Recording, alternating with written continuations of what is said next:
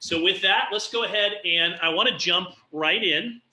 And I want to talk about, first topic tonight that we're going to talk about is just knowing your role, your objective. I think a lot of people get confused about the objective and about knowing your role as a network marketing professional, knowing your role. When I first started in network marketing, I did what a lot of people do, which is the term would be verbal vomit. I went around and I threw up on a lot of people. You know, I went around and I was excited, right? And so I would go and I would get in front of somebody, or I'd get on a phone call with somebody, and it would sound something along the lines of this. I would say, hey, Kelly, it's Travis. Listen, I hope you're having a great year. Look, I just got involved with this new company. It's called APLGo. And you know what? They've got these drops, and they're negative ion drops. We've got 15 different drops, 15 different experiences. And oh my gosh, there's this one drop that helps you to breathe better. And you know, oh my gosh, the compensation plan, there's 11 different ways that you get paid. You've never seen anything like this before. And people are making lots of money. And you know, I think it's going to change my life. And I'm just going to tell you in 2 years from now, I'm not going to have to work anymore. And blah, blah, blah, blah, blah, blah, right? Like that's what it would sound like. And on the other end of the phone or the other end of the conversation would be this person that was looking at me like I was crazy, that was looking at me like I was insane, right? And what I've learned is when you sell, people tend to naturally resist. And I'm going to give you an example. So it's happened to me today. I've been giving this example for years, and it happened today. So let's say that somebody knocks on your door. It's like 3:30, 4 o'clock in the afternoon. You're not expecting someone, and you kind of peek out the window, and there's somebody there standing there with like a clipboard, or you know they're there to sell something. What's the first kind of feeling that you have when you see him outside the window and you're like, oh my gosh, do I even answer the door? And you know, you already have this preconceived notion that this person is here to sell me something. And so instinctively what happens is a lot of times we put up a wall on a subconscious level. One thing that I've learned is everybody wants to buy, but nobody wants to be sold. And so a lot of times in network marketing, we tend to oversell. We tend to make it about us. And what I mean by that is we, you know, when we come at somebody and we're trying to sell them and convince them to do something, it's more about what you want, right? It's almost a selfish proposition. On the other side of the fence is when you are coming at someone from a place of not wanting to sell, but serve. There's a big difference, right? There's a big difference between selling versus serving. And so what I had to learn to do is to understand my role as a network marketing professional. And when I defined this, more specifically, when a mentor defined this for me, it helped. It made a big difference for me. And so let's talk a little bit about that. So first of all, what your role is not. Your role is not to go out and try and sell and close a bunch of people into this business.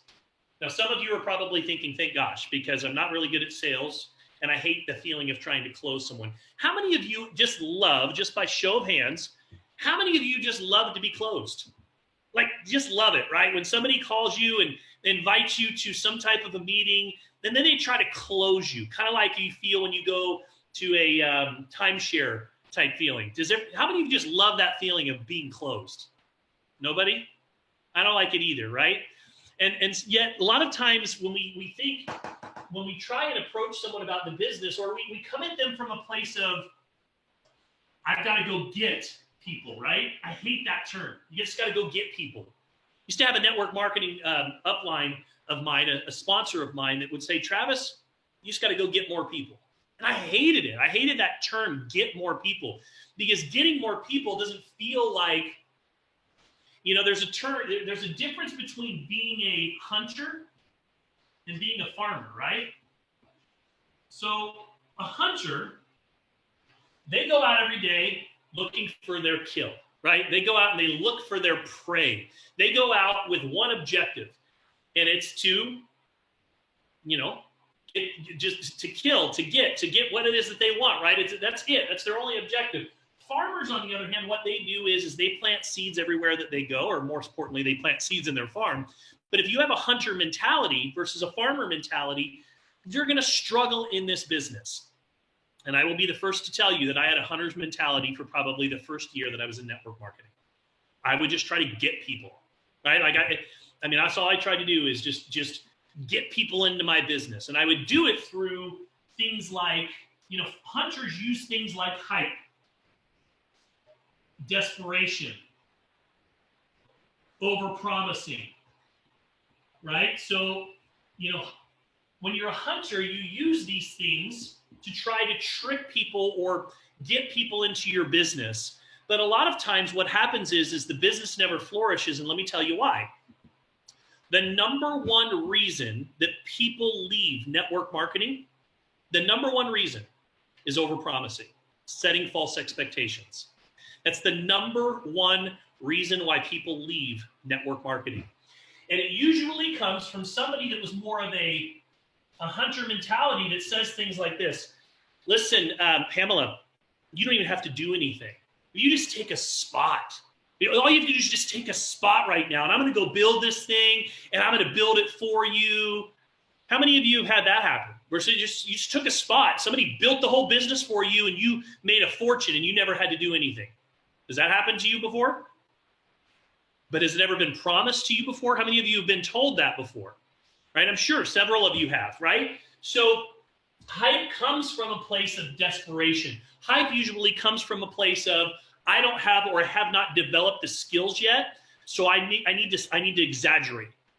And over-promising, right? Over-promising that this is easy. It's never been easier. You know, you don't hardly have to do anything. You can just join, and in 5 minutes a week, and you can go build a huge business here, right? Those are things that are all coming from a place of a hunter's mentality. A farmer, on the other hand, you know, they just plant seeds wherever they go. And so when I defined what my role was and what my objective was, it became easier for me. So my objective really comes down to 4 key things. Number 1, I notify people of what I'm up to. Okay? Number 1 is notify people of what I'm up to. So I'm going to read you something that we wrote many, many years ago called the notification principle. And it's kind of exaggerates a little bit. It's a little bit fun, but humor me because I think that you'll get the point. So first of all, what you need to know is out of every 100 people in your warm market right now, 10 to 15 of them are seriously looking for an additional way to make an extra paycheck every single month. Out of every 100 people that are in your warm market, 10 to 15 of them are seriously, and I think these are conservative numbers, but I'd rather be conservative, right? So are seriously looking for an additional way to make an extra paycheck every single month. And what I'm about to share with you is for network marketers who insist on keeping their business a secret, right? And a lot of us do that. We get involved in network marketing, and then we become like top secret agent network marketers. You guys know what top secret marketers are, right? It's like you're in the business, but you don't want anybody to know you're in the business, right? I went through that period in my early stages. You know, just by show of hands, how many of you you don't want people to know that you were doing network marketing? Be honest, by just show of hands. Yeah, right? You would kind of have this, oh my gosh, what are people going to think of me if I'm doing one of those things? So I'm just going to give you a little bit of perspective. So you're ecstatic, okay? You're excited. You just brought somebody new into your business, and you're a brand new distributor. They've signed up. They went to your website. They signed up. And now they're waiting for their kit. They're waiting for the products to arrive. And as a well-trained sponsor, you set up a getting started training within the first 72 hours of your new distributor's network marketing career. And you sit down at the kitchen table, and you put your little Zoom up, and you do a meeting with them, right? And you've got all of your stuff in front of you, you know, ready to go. You pull out your manual, or you pull out your memory jogger, and all the things that you're going to talk about with your new distributor, right? And you're asking them all the questions that we've been trained as network marketers to ask your new distributor. Hey, Tony, who do you know that has red hair? Who do you know that drives a minivan? Pamela, who do you know that does your taxes? Who do you know that, you know, cuts your lawn every single day? Put them down, put them on your list, right? You're helping your person come up with their names list. You know, do you have your college directory handy? Do you, how about your preschool yearbook, right? So you've been told all these things when you're creating a names list, and you keep going. You guys know the drill well. And for those of you that have been in the business for a while, you've probably done it many times before. And you take a moment between reading questions to just breathe. And you look across and you look at the faces of the people at the other side of the table. And there's literally like, maybe they've got like 4 or 5 people on their names list before. And you're thinking, man, they should have at least 50 names by now, right?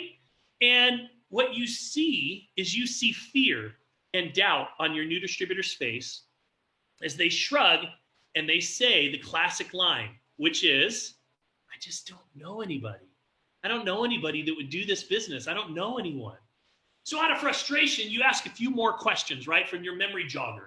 But still, your new distributor comes up blank. And, you know, maybe at this point, your excitement starts to fizzle a little bit. And maybe you're thinking, oh, man, I've sponsored another dud. I don't know. Maybe that's what you're thinking. But did you really sponsor a dud, or did something else go terribly wrong? That's the question that I want to ask. Because we lip sync through this uncomfortable exercise. We've done this, been taught this for years and years and years, yet we rarely take a moment to see if it actually works or not. So why not for a moment consider what's going through your new distributors' minds when they first join the business? Because you can relate, because many of you have been there. Could he or she be thinking, man, I just don't want to talk to anybody about this business until I make my first check? Is that a realistic statement? Somebody might, have you ever, you know, is that something that maybe you felt? You didn't want to talk to anybody until you had a little bit of success in this business, right? Or I'm not comfortable having my sponsor talk to my friends about this. Is that something that you felt uncomfortable about, trying to get your friends to talk to someone that they don't know, right? Is that something that they could be feeling? Gosh, the more names that I put down on this list, the more rejection that I might have to face. Maybe you felt that way before. Or maybe you have a distributor who says, look, I don't want to talk to my friends and relatives because they wouldn't understand. I couldn't convince them to join this business. So instead, I would rather go talk to total strangers from another state than to talk to anybody that I know, right? Maybe I'll just try to sell them something over the phone. Maybe I'll create some funnels because I don't want to go talk to anybody that I know personally, right? Which is a belief issue, and that's something that we have to work on a little bit. Here's the thing that I've always thought about that. If friends and close contacts don't like your presentation, then trust me, strangers are going to like it even less, just so you know. It's true. But here's the thing. If we can't enroll people that we know, people with whom we already have some sort of positive relationship with, what makes us think that we're going to enroll total strangers? Maybe we just think things will change if we find new people who don't know us. But let's face it, when we decide to talk to strangers instead of our warm market, here's really what we're saying to ourselves. So I want you to consider this. I don't necessarily believe in me. I don't believe in my opportunity. I don't believe in my product, or I'm too ashamed to talk to my friends or my family, or I'm saying I don't think this is an opportunity as a good deal for others, or I'm worried about what my friends will think of me. I'm afraid that my friends will not join and then I'll feel rejected or things will feel awkward. What if my program fails? What if my opportunity fails? I better make certain that I only sign up strangers who don't know me. Or what if I fail? I wouldn't want my friends or family to know that I even tried. See, if we decide to keep our opportunity a top secret from our friends and family, my question to you is this: is that fair to them? Somebody shared this opportunity with you. So my question, I want you guys to answer this. By not sharing this opportunity with your friends and family, I really know what you want to think. Is that fair to them? Yes or no? What do you think? Tony says no. Pamela says no. Why not, Pamela? Why is it not fair? It's not my place to know how people are going to spend their time or money. It's none of my business. Kevin says totally unfair. Why is it unfair, Kevin?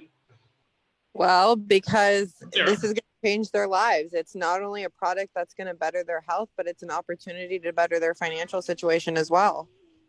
Amen. There's another side to that coin, though. What if your family is not your closest people? It's okay. That's okay. Let me keep going a little bit, and then we'll have that conversation a little bit more. Let me keep going. It's a good point that you brought up, so I want you to hang on to that for just a second. So here's the thing. Our single obligation, we have one single obligation as network marketing professionals. There's just really one. I'm going to give you, I'm going to break it down and I'm going to give you kind of 4 keys, but if I had to really pick one, this is the one. See, here's the deal that you guys need to understand. Most distributors, they're not duds, nor are they lazy. However, they will avoid anything that involves rejection. It's true. People will avoid anything that involves rejection. So here's what I'm going to suggest to you. Why not turn that exercise into something that your distributor actually wants to do? What if you told your new distributor that you don't have to ask anybody on your list to join your network marketing business? Or you don't have to ask them to even buy your products. Not asking people to join your business is rejection proof, right? Like, it's rejection proof if you look at it that way. See, even before we read our distributor kit, before we start improving our presentation, before we start working on all of these other things, names list, all the things that we've been taught, before all of that, we have one obligation. What's that one obligation? Our job is to educate others about our products and services and about the residual income possibilities of network marketing. I'm going to say that again. Our job is to educate others about our products and our services and about the residual income possibilities of network marketing. Once our prospects are educated with the facts, it's up to them to decide what is best for them. Our job is not to convince our prospects to buy our products. It's not. Or even to join our business. We would like for those things to be an outcome of the actions that we take, but that's not our job. Network marketing is not high pressure selling. It's not convincing. It is definitely not manipulating. It's not cold calling or even coercing. Networking is simply giving prospects an additional choice in their lives. I want you guys to write this down. Networking is simply giving prospects an additional choice in their lives and allowing them to accept that choice if it helps them get what they want. Networking is simply giving prospects an additional choice in their lives and allowing them to accept that choice if it helps them get what they want. That's our job. Educating our prospects. That's what we do as professional networkers. But here's the thing, that's not our one big obligation. When I sponsor a new distributor, I say this and these things. You're not obligated to make lots of retail sales. Sure, it would be nice, but that's not mandatory. All of you on this call, you're not obligated to buy lots of products and services. Again, that'd be nice, but you're not obligated to do so. You're not obligated to harass your friends to come to opportunity meetings. Not obligated to do that. You're not obligated to even go to the company convention if you don't want to. You're not obligated to give a recruiting presentation every night of the week. You're not even obligated to return my phone call if I call you. You don't have to even do that. If I were your upline, you don't even have to call me back. But here's what I'll tell you. See, here's the thing. If you tell a distributor all these things, they're thinking, okay, if I'm not obligated to do any of these things, great. But here's the thing. There is one thing that you're obligated to do, just one obligation. We have a single obligation to fulfill. Everything else in network marketing is optional. So what is that obligation in our business? Here it is.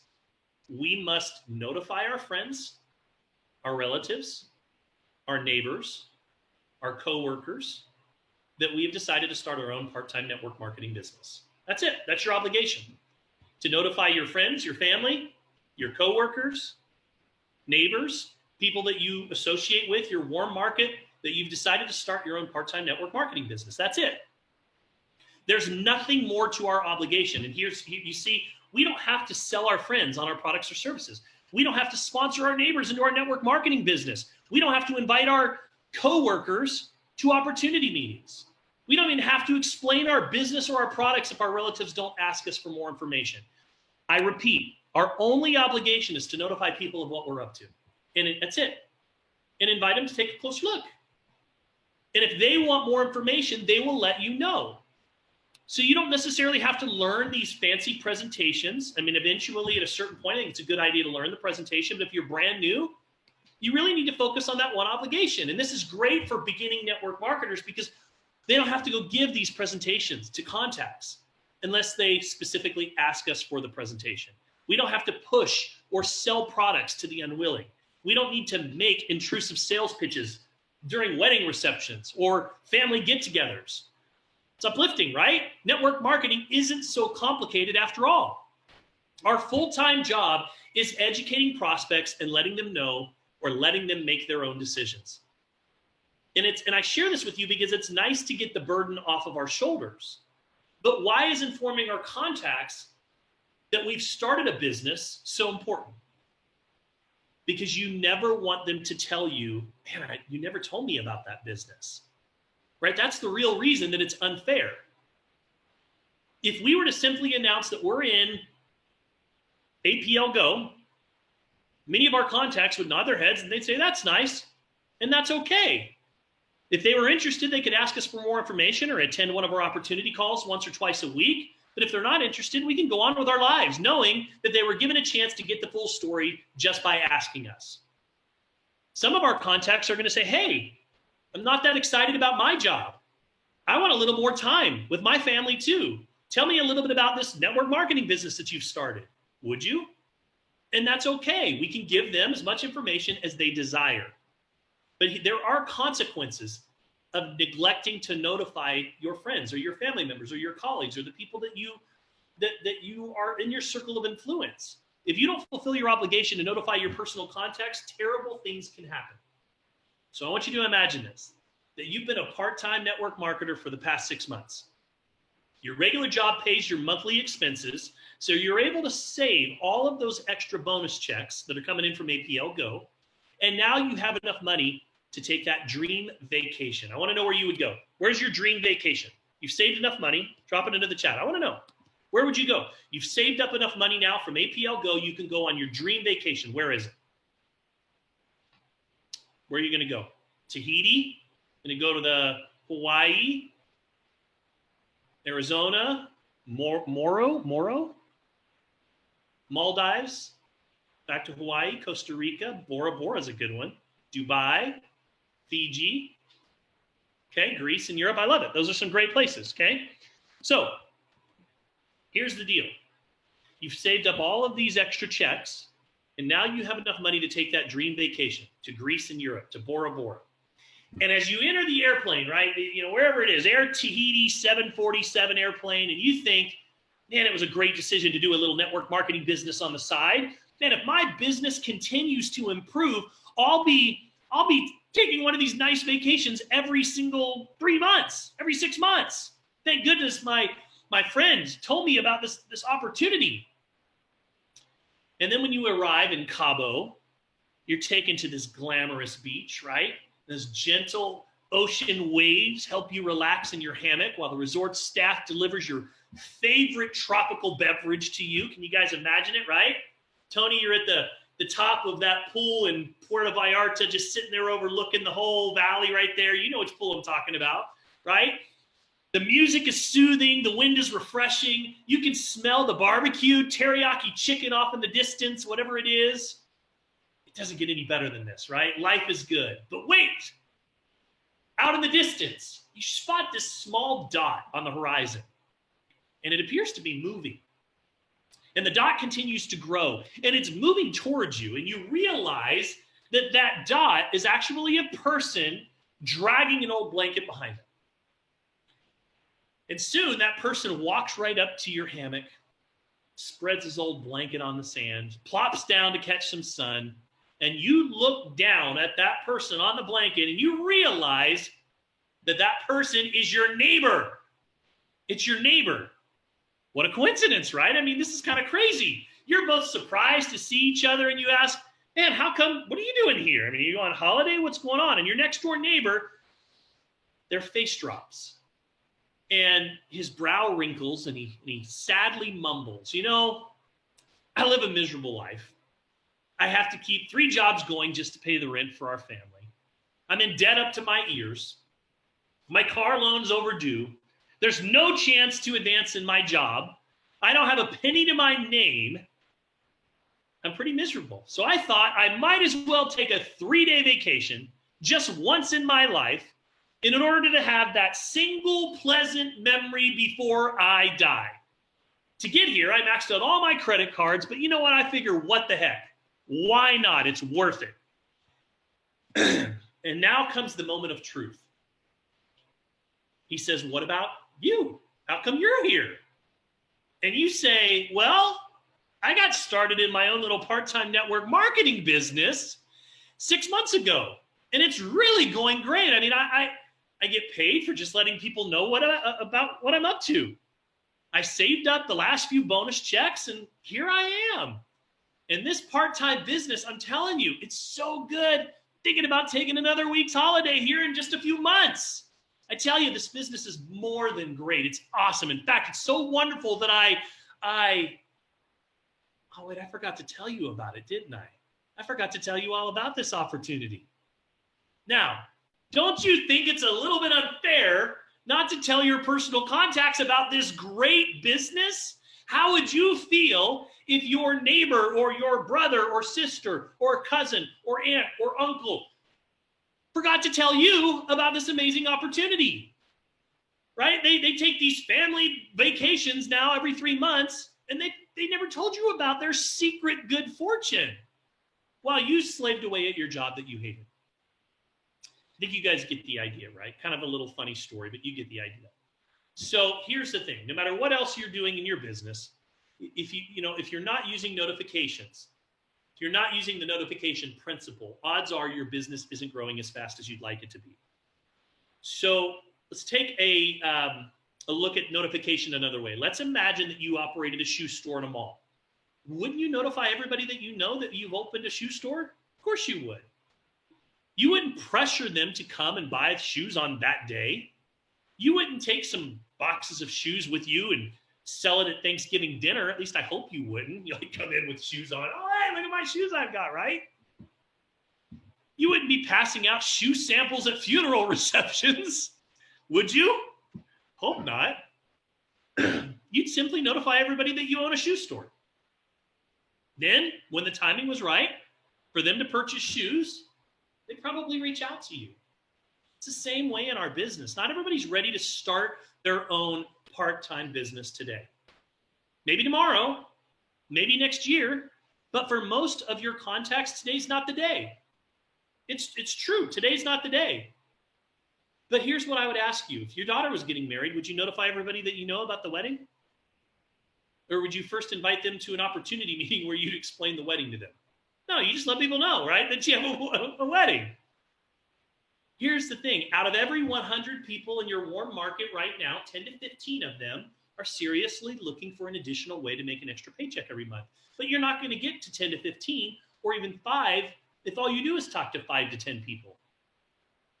Most cases, you never get to the 10 to 15 people to raise their hands, letting you know that they're hot prospects. Why? In most cases, your new distributors are only going to contact 5 to 10 people. It's true. Most people that join network marketing, they talk to 5 to 10 people on their list. And by that point, they've already gotten enough rejection to last them for the next 5 years. True? It's true, right? They're never going to get through an entire list to find the 10 to 15 excited prospects. So my advice to you guys is, when you sit down with a new distributor, or if you're a new distributor, take this to heart, and you ask them to write down the names of everybody on their warm market, share this concept of the notification principle with them. Share with them what could happen if they don't notify everybody in their warm market. Though that way, instead of having them lean backwards, fighting you every step of the way when you tell them to make a names list, they're going to lean forward and they're going to be eager to write down the names of the people that they know. So in conclusion, what do? I notify people of what I'm up to. I invite them to take a closer look. Hey, Denny, listen, it may be a good fit for you, may not, but I'd love to give you some more information. It's one of my favorite things to say to somebody, just to let them off of the hook. Maybe a good fit for you, Alicia, may not, but I'd love to give you some more information. Okay? And then I follow up and I answer questions. Because usually when I follow up, they have questions, either about the product, about the opportunity, and what they don't tell you at that point is behind those questions is now a sincere interest. And number 4, I collect decisions. I collect decisions. That's it. This is what I do. I notify people of what I'm up to. I invite them to take a closer look. I follow up and I answer questions, and I collect decisions. And I know that for every 100 people I talk to, I'm going to find 10 to 15 people that are seriously looking for a way to add an additional revenue stream to their household. That's it. But if I only talk to 5 to 10, I'm never going to get to these 10 to 15 people. So I think that one of the most important lessons in network marketing that you can learn is to know your role. Let me put it to you a different way. So I'm a baseball fan. I grew up playing baseball. And in baseball's terms, when somebody steps up to home plate, if you're a good baseball player and you step up to home plate, is your objective to hit a home run every single time that you step up to the plate? Are you swinging for the fence every time that you step up to the plate, or is your objective just to get on first base? To get on first base, right, Diana? Because if I'm trying to hit a home run every single time I'm at bat, what's going to happen more often than not? I'm going to strike out, right? I'm probably going to have a 100 to 200 batting ratio because they're going to figure that I'm swinging for the fences and they're going to pitch to me accordingly. So what most baseball players do is they focus on just getting on base, right? It's those baseball players that have a good on-base average that score the most. And then from there, the objective is to move around the bases in as short a period of time as possible, ultimately to score. It's no different in network marketing. With my prospects, my objective is just to get them to first base. Okay? Now, first base could be a sample. It could be an ATM group. It could be sending them just a short couple-minute video that's just going to be a little teaser video about what I'm up to. But it's ultimately, or it could be a conversation that I have with somebody that ultimately I pique their interest enough that eventually I can get them to second base. And second base could be, again, ATM, getting them into our ATM group. It could be getting them onto one of our presentations. And then from there, the next objective would be, again, it could be following up and doing a 3-way call. It could be getting them some additional information about the products. And the ultimate objective is to get them here, right, where you collect a decision. But not just any decision. You want to collect a well-informed decision.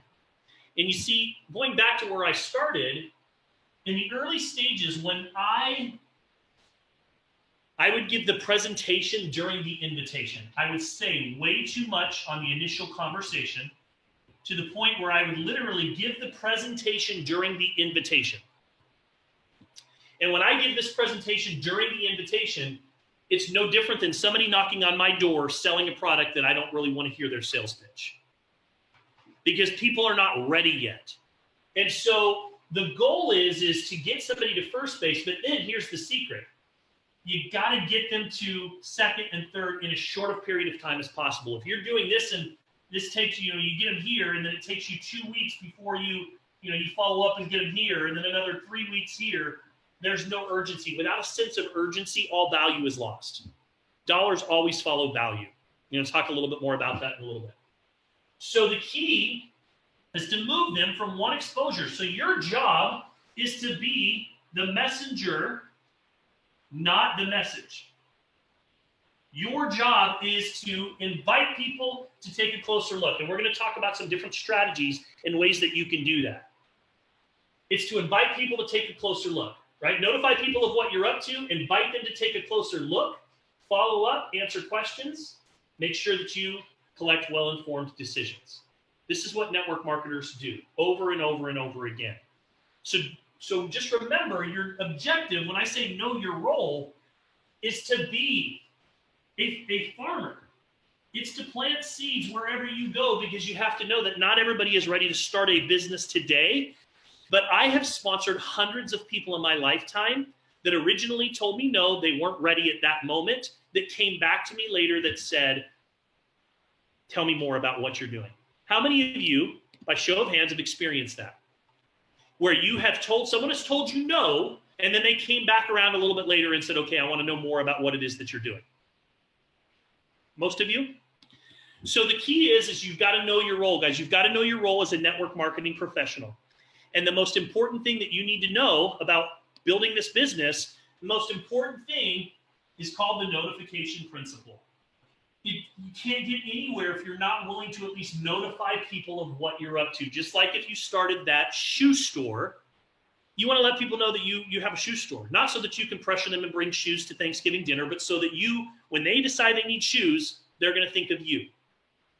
And I think that a lot of us, we shy away from notifying people of what we're up to. And that really is, again, the first step.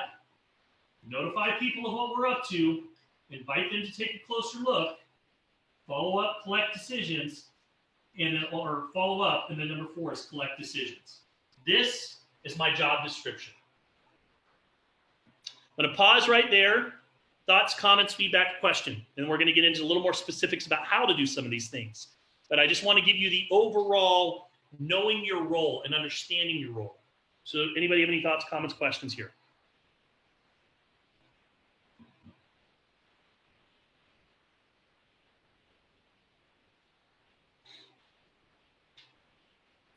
So Christine says, what if I tell people in one fell swoop on my Instagram, Facebook stories? I've told some friends and family individually. No one seems interested so far. I just started. I don't have my product yet. So here's the thing, Christina. First of all, when you first start something, it's sad, but a lot of people are doubting that you're going to be here a month from now. It's true. A lot of friends, even family members, are thinking, oh, Christina just started one of those little things, side businesses. She won't be doing this 2 months from now, 2 months from now. Just the sheer fact that you're here a month from now, 2 months from now, 3 months from now, and you're still excited about the opportunity and you're sharing is going to create more and more curiosity. Even my son's 21, and he's building this other online business. And he said, Dad, you know, when I first started, nobody was interested. Like nobody was interested at all. Part of it was the fact that he hadn't honed in on the skills on how to invite people to take a look yet. Part of it was that he didn't have any credibility yet in this space.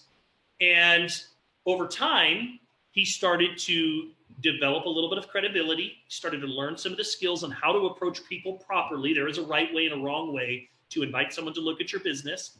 He started understanding the concepts of educating people rather than just pitching people. And as he started to develop those things, a lot of people that initially said no came back to him and said yes. And so what I would tell you is right now, your objective is just notifying people of what you're up to. And if you're not getting bites right now, that's okay.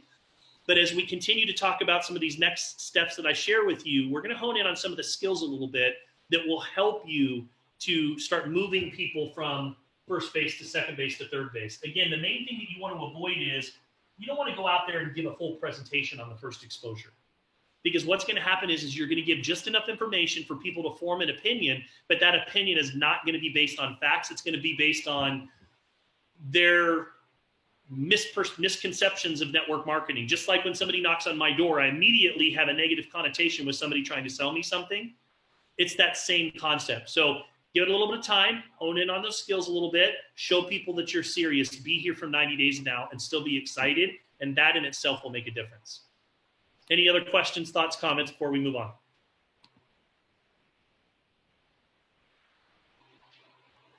So I'm so glad, Kevin, or Sarah, it says Kevin and Sarah's. I think Sarah's there.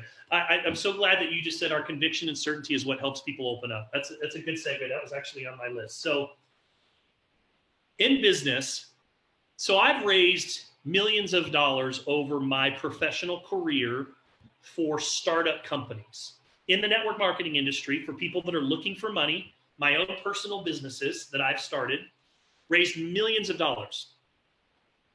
I want you guys to know that it wasn't the facts. I mean, yes, it's important what product that you're selling. I mean, there has to be a demand for the product. your business model has to be a feasible business model, right? But I'm going to tell you guys, hands down, the reason why people said yes to me was because of my passion and because of my vision, because of my enthusiasm, because of my confidence, because of my belief. It was because of my passion for what I was doing, and more importantly, my ability to articulate where we were going and what it's going to be like when we get there. That is what people buy. That's what people buy into more than anything else. And so you got to let go. Some of you are carrying around baggage with you that you're dragging through life, that you're carrying from either previous opportunities where you've been hurt or, you know, limiting beliefs about yourself. And when you let that go and you fully go all in, I mean, I'm talking about not just going to the pool, dipping your toes in the water, seeing how it feels, kind of observing, but when you just go to the high dive and do a cannonball and go all in, there's something freeing about that. And it's interesting because it's that very quality and that very characteristic that gets people to say, huh, I wonder what Pamela's doing over there. I need to take a little closer look at this. It's a very freeing thing. And so I will tell you that your passion and enthusiasm towards what it is that you're doing, your beliefs that you are going to be successful, and your ability to be able to articulate the big vision, where you're going, is how you get people to buy into your vision, right? When I called people when I first launched APLGo and I said, listen, let me tell you something. I'm launching a business. I want you guys to hear this, okay? I'm launching a business. This will be the biggest thing that Summer and I have ever built before. The people that choose to lock arms with us at this stage of the game are going to win tremendously. I'm going to tell you right now that over the course of the next couple of years, this is going to put my family and the people that choose to lock arms with me, their family, in a position to be able to do whatever it is that they want to do in life. My question is, Kelly, do you want to know what it is? Now, let me ask you, if I approached any one of you and I knew you in some form or fashion, and I approached you and I said that, Tim, if I said to you, listen, Tim, I'm launching a business. This is going to be the biggest thing that I've ever built before. The people that lock arms with me right now are going to win tremendously, life-changing. Now, look, I don't have time to work with everybody, Tim. I've got 10 key positions that I'm going to be filling between now and Friday at noon, and I'm going to talk to 100 people. So my question, Tim, is, are you interested in at least knowing what it is that I'm working on? What would you say? Yes. Tim says yes. Is there anybody here with that type of conversation? Now, again, you heard my confidence and my passion. Is there anybody here that would say, no, I don't want to know what it is. Thanks so much for telling me. Or would every one of you at the very least be willing to at least take a look at what it is based on that invitation? I want you to drop an I in the comment section if just based on that conversation. Now notice, I didn't say anything about negative ion drops. I didn't say anything about, excuse me, APLGo. I didn't say anything about any of those things. I told you what I'm going to do, how big it's going to be, and how I feel about it. And every one of you, but no, Christina, I didn't say, would you sign up? All I asked is, based on that, would you be willing to at least take a look at what it is that I'm working on?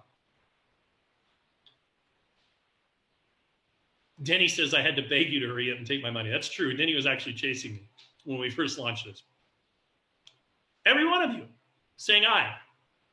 So listen, based on just words, passion, confidence, and belief, and this is to drive home the point that Sarah made, I was able to get you all on first base without giving the presentation during the invitation. Does that make the point a little more clear? Right? It's just to get you here.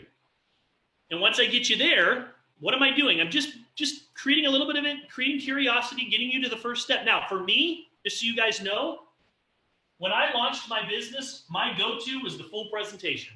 I wasn't messing around. When I launched my business, I wasn't looking for customers that were wanting to try my product. I would go to them later. When I launched my business, I had an objective.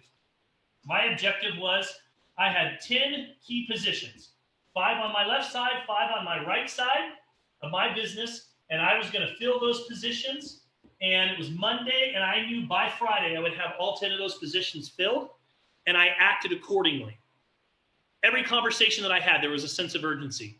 Pamela, listen, I'm talking to 100 people right now. I've got 10 key positions that I can work with, that I have preferred positioning, that are going to be the ones that lock arms with me, that are going to benefit from everything that I do moving forward. I don't have a lot of time right now, but listen, if I send you over a presentation that explains what I'm working on, would you be willing to take a look at it? She says, yes. Great, Pamela. When do you think you might be able to watch it? I can watch it tonight. Great, Pamela. I need you to text me the moment that you are done watching this. That urgency's got Pamela going, okay, I need to know what this is. I need to see what's going on, right? That is what gets people here. And so for me, my objective was to get them to a presentation, and ultimately I got on a phone call with them. That's how I launched my business. And my goal was to go get in my business partners first. And then along the way, I would find people that weren't ready to launch a business, but they were willing to support me. And here's what I say to every single person that says no to me in my business, just so you guys know. Listen, I totally can understand that the timing is not right for you, but listen, would you be willing to be my customer and at least try one or two of my boxes? I know you'll love them. And I've never had somebody say, no, I'm not willing to try your products. If they're not willing to buy one or two of my boxes, I'm crossing them off my Christmas card list because they don't deserve to be on there anymore. I didn't send Christmas cards this year. I know I'm sad, but you guys get the point, right? So I'm going to get my customers along the way. But for me, when I was launching, it was about, I'm going to go do something big. Do you want to be a part of it? Do you want to know about it? Listen, I've got this opportunity that's come across my desk. This opportunity is life-changing. And I have the ability to be able to notify a few friends and family members right now before I really go public with it. I have the ability to be able to notify 10 people or bring 10 people in on this opportunity. This type of opportunity that can completely change your life. And I want you to know this is going to be the biggest thing I've ever done before. We are all in. I've never seen anything like this before. And I've got a short list of about 40 to 50 people that I'm going to be calling in the next 48 hours. You're one of the first people that I'm calling. I've got a short presentation that explains why I'm so excited. This presentation literally is keeping me up at night. The first time that I saw it. If I send it over to you, will you watch it and take a look at it? Let me know what you think. I don't have a lot of time to explain everything right now. I've got 48 more people to call. And then when I follow up with them, here's my urgency. Did you watch the presentation? Yes. What'd you like best? And I just let them talk. And they have questions and answer their questions. And I say, listen, tell me yes, tell me no, tell me fast because I got to go because I got 48 more people I got to talk to. And I've only got 7 positions left. Do you want your name on it? It's going to cost $1,000 to have your name on the position. Tell me yes or tell me no. And I'm dead serious about it. That's confidence. That's posture. And so that was a perfect kind of segue, Sarah, on what you said, which was my second point that I had listed tonight, which is know your role. And number 2 on that list was posture. It's confidence. People are not just buying APLGo, and many of you have that backwards. You want to lean on the facts and all the science and all these different things, and that's fine, and you'll be able to attract a lot of customers, but if you really want to go grow the business, you've got to put your business-minded hat on a little bit, and you've got to go out and tell people about your vision. You got to go out and tell people about why you chose to get involved with this. We've done a training in the past, and if you haven't watched it, I encourage you to go to our team page, click on units. There's a training in there that'll teach you how to create your story. Your story is the greatest asset that you have. You should be sharing that story over and over and over again. Your story is essentially where you were dissatisfied in life, what you found, and ultimately how you now feel about the future, right? When I first got involved in network marketing, I was a traditional business owner. I had no time. I was always away from my family. I worked 80 hours a week. Summer had to bring the kids up to my office so that I could even see them. I was stressed to the max. Had tons of employees, tons of overhead. Was not happy at all. Then I came across this opportunity that allowed you to be able to start your part-time or spare time, that allowed you to be able to build an income that turned into a residual income, that gave you back your time freedom. And since I found that opportunity, I got to tell you, I have hope. And I've never been more excited about the future. Now that I'm building this business, I can see where I'm going to have the ability to be able to take back my time freedom and do the things that I want to do rather than the things that I have to do. Would you like to know a little bit more about what that business is? It's your story, right? So you've got to learn how to share that story over and over and over again. Any questions, comments, thoughts before we keep moving on?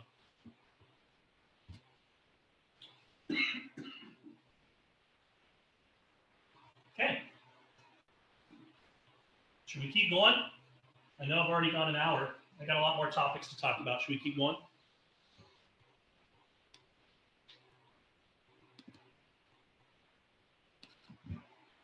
Who do you talk to? Right? Who do you talk to? You talk to anybody that has a pulse. You got to stop assuming that everybody is good.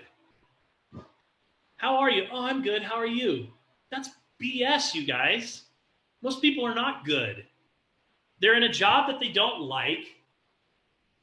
They're stressed out about whether their job is going to be here in 90 days or whether they're going to have an income that's even going to continue going on. Most people are stressed out. They're not living the life of their dreams. They've settled for maxed out credit cards and broken dreams. Everybody is not good. You got to stop assuming that you're going to be a bother to someone. Instead, what if you are a savior to someone? What if you are somebody's miracle? You've got to change that conversation and that mindset around in your head. What if you are the miracle that somebody prayed for? Listen to this. Every single one of you knows somebody that's going to go to bed tonight saying a prayer asking for financial solutions. Every single one of you. Am I wrong? Raise your hand if you know somebody that's going to go to bed tonight saying a prayer asking for financial solutions. Every one of you should raise your hand. Every one of you does. So we need to stop assuming that we're going to be a bother or that everyone's not going to be interested in our opportunity. And how do you approach them? We've talked a lot about that tonight, but here's the thing. Most importantly, by being authentic and sincerely interested in their well-being. By being authentically and sincerely interested in their well-being. You know, you can read books. For those of you that are new, I would recommend going, I have it somewhere, I just had it out. Go get GoPro, order GoPro from Eric Worre. Here it is right here. Order this book. If you haven't read it in the last, I would even say year, 12 months, go read it again. But order this book, Eric Worre GoPro. The skills that are taught in this book will make all the difference in the world when it comes to contacting and inviting people to take a look at your opportunity. But it's critical that you understand some key things about just conversations in general, okay? So what does it look like? What's the process look like? So what you have to understand is dollars always follow value. So if you're having a hard time getting people to sign up, then chances are you're not following the process or your people are not seeing the value in the opportunity or the products that you're presenting. And so where does the value come from, right?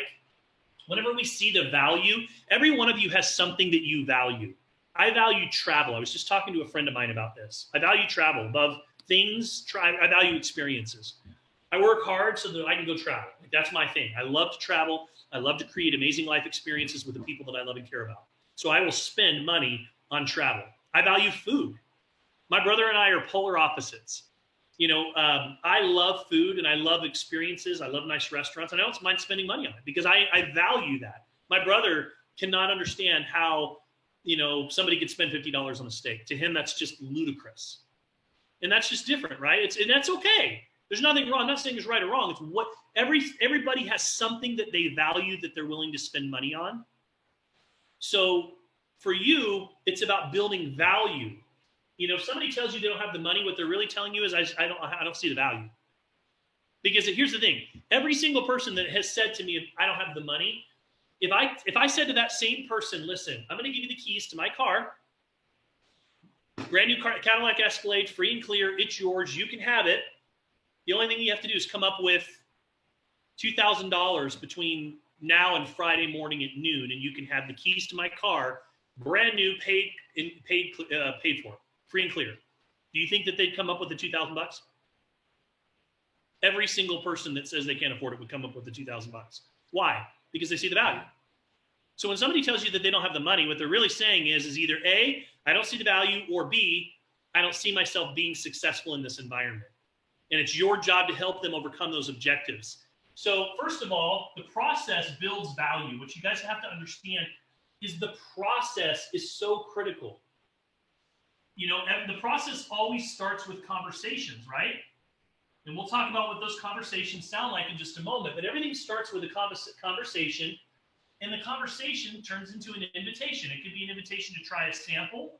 It could be an invitation to, you know, check out our amazing group where people are having life-changing experiences with their health, or it could be an invitation to one of our presentations that we're having.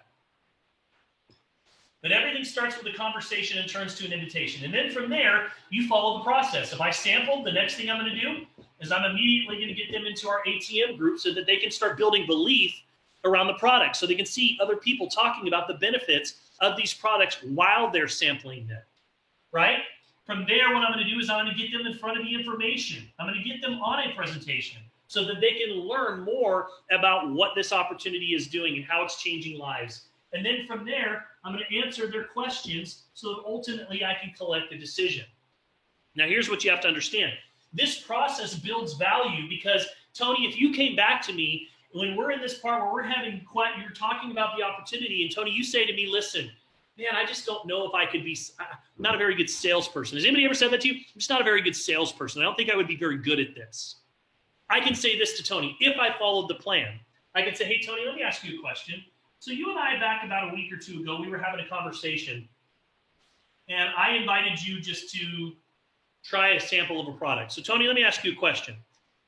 Could you hand out samples to people and invite them just to taste them and try it? Could you do that? Yeah. Okay, cool. So check. And then from there, could you add those people to a group that's already done and then tag them on some posts in a group to start building belief while they're trying the products? Could you do that? Yep. Okay. And then from there, Tony, I invited you to a presentation that was happening on that Tuesday night. And, you know, Sarah Shabbat was doing the presentation that night. So she did the presentation. So if you had people that wanted more information, could you send them a link to a presentation? Could you do that? Yeah, I think I can. Okay. And then you had some questions. And because I was new, I brought my business partner in because they knew the business better than I. So I just introduced them to them to help answer those questions. So if your contacts had questions, could you introduce them to me so I could help you get those questions answered? Could you do that? With your help, yes, possibly. Okay, cool. So then congratulations, Tony, because you can do all of the things that you need to be successful here in this business. See, what you have to understand is people aren't just looking at your products. They're not just looking at your opportunity. They're looking at your approach. And they're saying to themselves, could I do this? Could I do what they're doing? And when you follow this process, not only does it take 4 to 5 exposures before somebody is willing to buy, not only each step of the way do they open up their mindset a little bit more to the possibilities, but now because of the approach, you're giving them all of the information that they need, and they see it in a way that they're thinking, well, I could do that. I could definitely do that.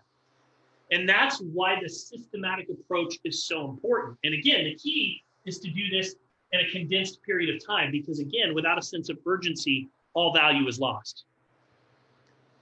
So you've got to, so the value comes from this. Now, let's talk a little bit about just the conversations for a moment. Let's talk a little bit about what do those conversations sound like. So for me, I believe in asking questions. The more questions that you can ask, the better. You know, I said something earlier, be sincerely and authentically interested in other people's well-being. You know, a question that I'm asking a lot right now is just what's on your mind? What's on your mind? I ask this question, then I go quiet. I let them speak. I let them tell me everything that they're going through. Their thoughts, their feelings, their fears. And I will tell you guys that people are feeling a lot right now. And a lot of people have nobody to talk to about this. Others are energized by a crisis. They're full of ideas, but they have no one to talk to about this. Just listen. Say nothing. And then when they complete, ask them this. So what's your biggest challenge that you're experiencing or facing right now? At this moment, nobody hesitates. Nobody's vague. Everyone cuts straight to the chase and has a direct answer to the question. Just listen. Say nothing.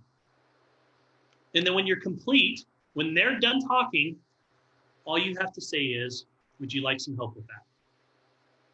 And now you're in a coaching conversation. Right? So asking questions, listening. That's what we do. We ask questions, we listen, we tell stories. We ask questions, we listen, we tell stories.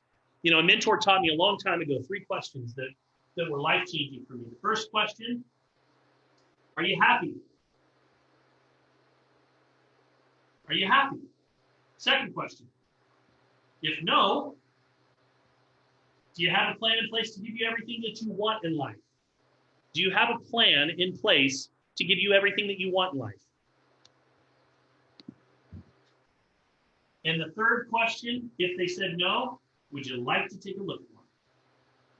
Would you like to see one?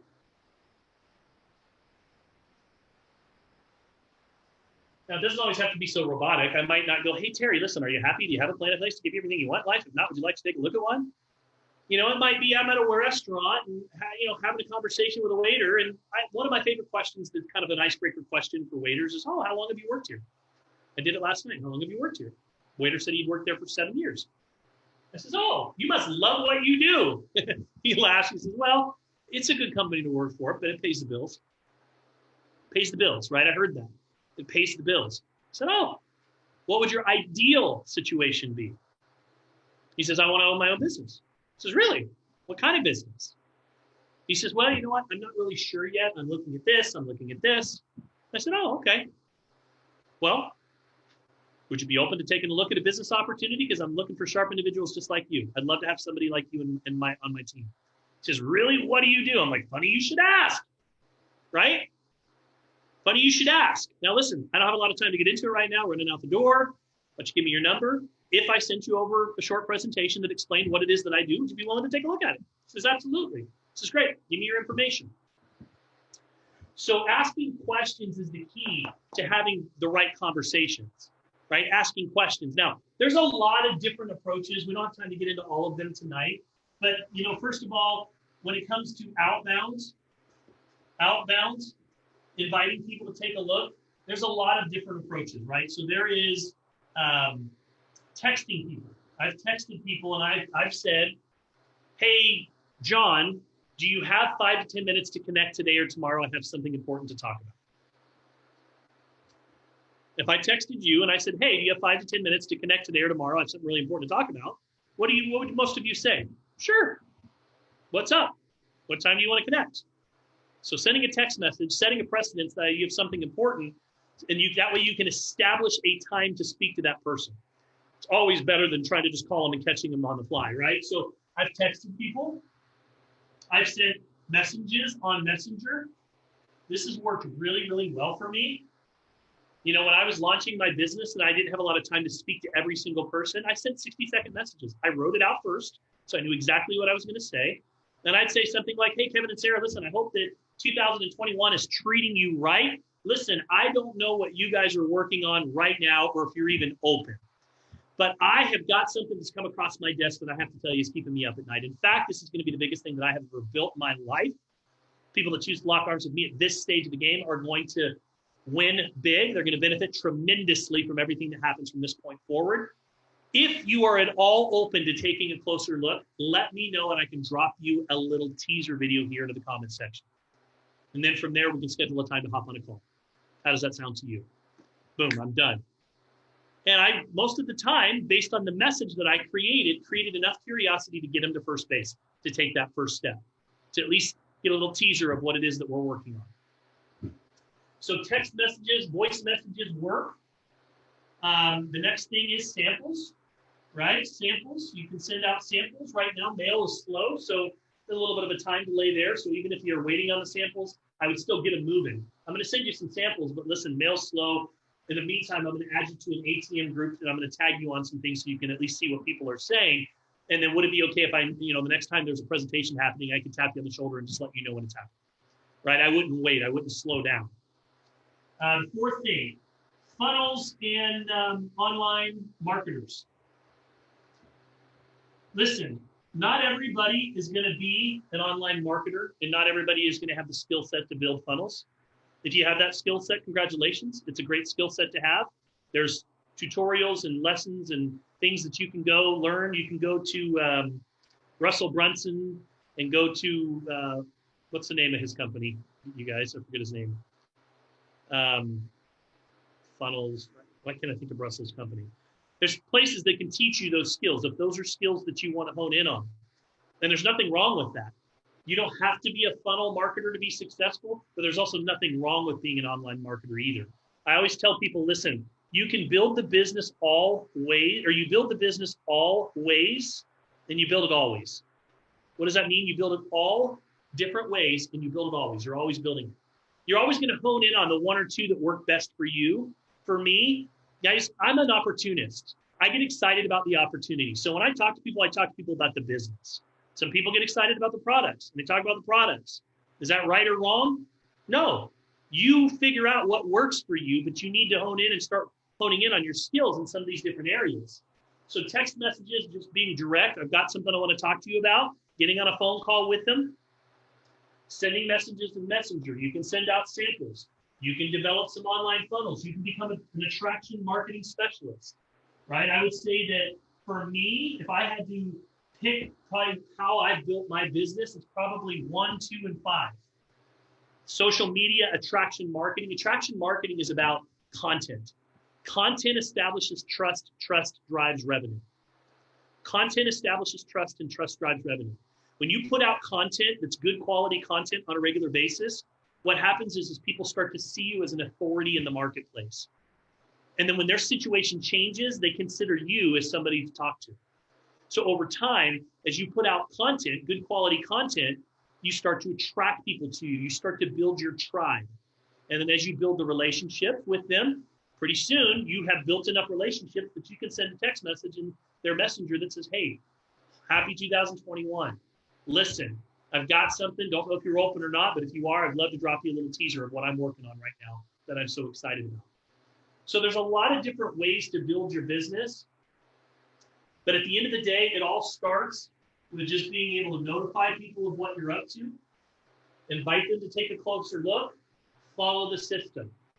And then if you want to make a long-term career out of this, eventually you have to learn where to find your people, right? You have to learn how to expand your network. You start networking on purpose. You go out each day with a purpose to come home with new business cards, to come home with new contacts and relationships. When you're online, you're not just perusing social media without a purpose. You're online with a purpose to build new relationships. You're in groups with like-minded individuals that you can interact with and connect with and continue to build. You're looking for reasons to stay in contact with people, right? One of the best things anybody can do, and I'm going to tell you right now, I'm terrible at it. One of the best things that you could do is find a reason and excuse to stay in touch with every person that you meet.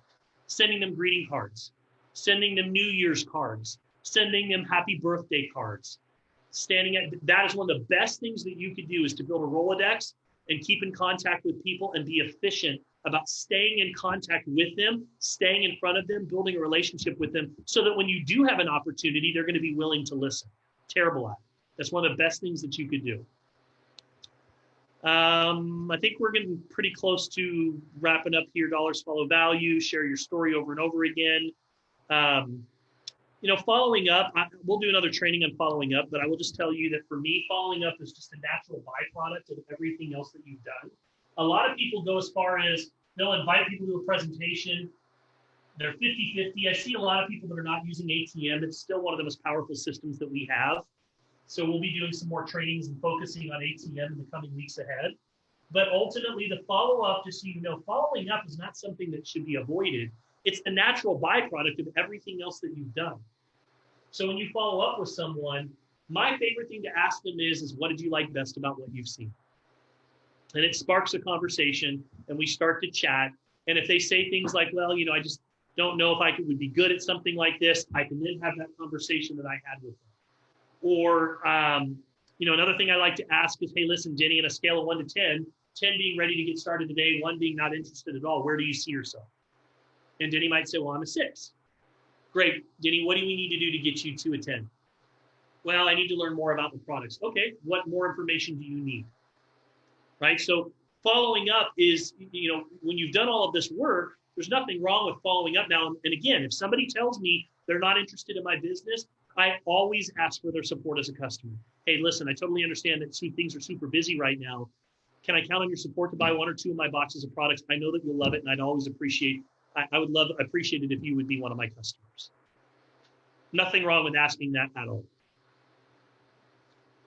I think I'm going to stop there for tonight. The only other thing I noted down right now that is repetition is the mother of all things. I put a post up today. Hopefully some of you guys saw it in Team Freedom. I will tell you guys that the first 12 to 18 months that I did network marketing, if you would have looked at my numbers, if you would have looked at the amount of time that I put into my business, if you would have looked at the effort versus the reward, right? This is what you would have seen. This is what you would have seen. Any rational person, any realist, and by the way, my father is a realist, and he told me I was crazy, but this is what you would have seen. Effort here, reward here. My effort was up here, right? This is where my effort was. My reward down here. I was about here. So literally, I was putting in all this effort, and my income was literally down here. And I got to tell you, during this 18 months, I rebuilt my business at least a half a dozen times. At least a half a dozen times in the first 12 months, I had to rebuild, which means people quit, and I had to start over again. I had to just keep restarting over, because people they just wouldn't stick with it. They wouldn't, why? Because most people are used to, hey, if I put forward this kind of effort, I should be getting this kind of a reward. That's how we've been programmed. Linear income, that's how we're programmed. So after 30 days, 60 days, 90 days, 120 days, when you're not seeing the results, most people quit. Then what do? They start looking for the next lottery ticket. They start looking for the next opportunity. But here's the thing. I did this for about 12 to 18 months. And I said to Summer, somewhere between here, I said, listen, I can make more money at McDonald's than I'm making right now in my network marketing business. I could literally go, if you calculated hours, all the hours I put into my business, I'd be making more. And back then, when minimum wage was probably $4.25. I would be making more than I am right now. And most people, they quit. I would say 80 to 90% of the people quit during this period of time. It's a harsh reality of our business. But here's the thing. Somehow, some reason, I would say that what pulled me through was going to the events, staying plugged into calls like this, hearing story after story of people's lives that changed just enough. They call it the campfire effect. The more you're closer to the fire, you're going to stay hot. The more that you're away from it, you're going to cool down. Going to the events, making sacrifices when I couldn't afford to go, but going anyways. All of that's what pulled me through to the part where I started to make a little bit of money. And then from there, it wasn't like it was just like, ooh, I shot to the moon. It was like this. It was like 1 month I'd make $3,400, and I'm like, I made it. We're actually, we're doing that. And then the next month I'd make like $600, and then I'd make like, $4,000, and then everybody would quit, and I'd make like negative $500. Like somehow or another, my account would be in the negative. And I'd be like, how did this even happen? How am I in the negative? But that's what happened. And then this happened for the next year. And then pretty soon it started to kind of do this and this, and then here's what eventually happens in this business. And it's hard to explain, and for a lot of people it doesn't make sense, but your effort goes like this, and the income goes like this, and there is a period right here where they meet. And if you are consistent over a long enough period of time, and if I had to average it, I'd say it's somewhere around 24 months. 24 months, sometimes 36 months. Sometimes faster, there's always anomalies. Sometimes it can take a little longer. All of a sudden, it just starts to make sense. I don't know how else to explain it. It just starts to make sense. And your income goes from $2,000 consistently to $4,000 to all of a sudden 10 grand. And all of a sudden 20 grand. And all of a sudden 30 grand. And you're just thinking, how is this possible? And all I can tell you is that everything that you learn here, this is your investment in your future. This is your investment in your future. It's just like many of you went to college for 4 years. You spent probably 10, 20, 30, 40, 50,000 or more to get a piece of paper so that you could go out in the real world and go get a job, right? That was your investment in your future. Network marketing is no different. And I will tell you that 80 to 90% of the people, this industry leaves a lot of dead bodies in its wake. And it's the reason why people are critical of the industry. And the only real reason is because Most people don't have the vision to continue moving forward. I think our first year we made between 20 and 30,000. Second year, 40 to 50,000. Third year, we went over 100K. But we were consistent, and that's the best advice that I can give you is, and I said it today, just keep going. Don't give up on your dreams. Never quit on a bad day. I said this to my son. I was coaching him this weekend, and I said, listen, never let your highs get so high that you think that you're done, that you've learned it all, that you don't need, that you're a know-it-all now. The minute that I see people their ego starts to inflate, they're in for a rough road ahead. I've been humbled so many times in this industry, you guys have no idea. So never let your highs get so high and never let your lows take you out of the business. That's the best advice that I could give you, because and if you quit on a bad day, I feel bad for you guys, because I'm telling you, APLGo is not perfect right now. We've still got a lot of work to do to get our site launched, to get our app launched. But I'm telling you, this opportunity is a home run. You just have to keep the vision in front of you of what it's going to become. We are getting ready to launch an app. I spent 2 hours on a call today just massaging some of the wording and language and stuff with this app. You guys are going to see an app come right about the beginning of this month, about 2 weeks from now. This app is going to make your life so much easier. It's awesome. I mean, it is fantastic. This app allows you to be able to send pre-content that we've created that's already in the app that allows you to be, yes, it's being recorded. It's going to allow you to be able to send to contacts very easily this information with pre-written text messages and pre-written scripts in there for you. You'll be notified when they open it. They'll be able to request a sample directly from the app, and you'll be notified that they're requesting a sample. And it's a CRM that allows you to be able to track their progress. And I'm telling you guys, it's fantastic. It's an amazing tool. The new app that we have coming, or the new back office that's coming out in March, is going to simplify everything. It's going to give us as leaders a lot more control to be able, like one thing, I feel like I'm operating blind because I can't even run a report to see who rank advanced last month.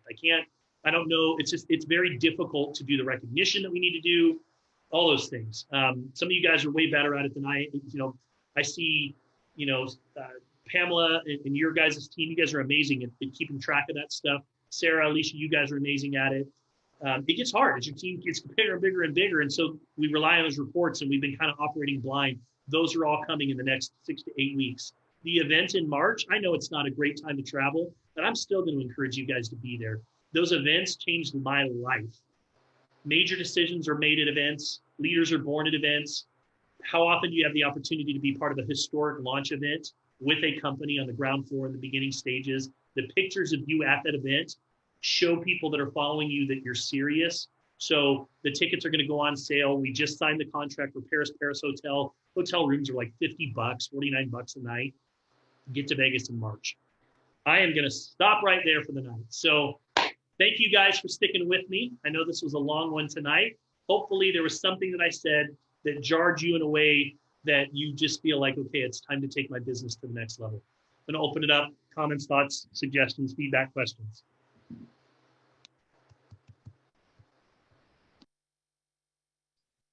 You got me back on board. Denny's back. I'm back. This was for you, buddy.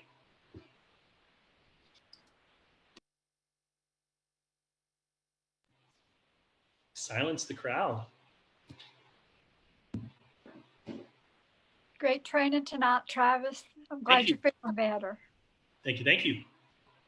I think you left everybody speechless. That was a great training. I think we needed to be reminded of the basics. Appreciate it, Travis. And I'm excited to meet everybody in March. I know that it is a difficult time to travel, and not everybody's keen on going out of their way to, go into Las Vegas right now. But this is going to be something really special. It's going to be something that we're going to be able to look back on, and 100% correct. This is going to be something that's going to show the culture of our company. So I encourage everybody to do what you can to get there, and to encourage your team members to be there too. I know that it's not going to be a large amount of tickets that are available either. So hop on it when they release them.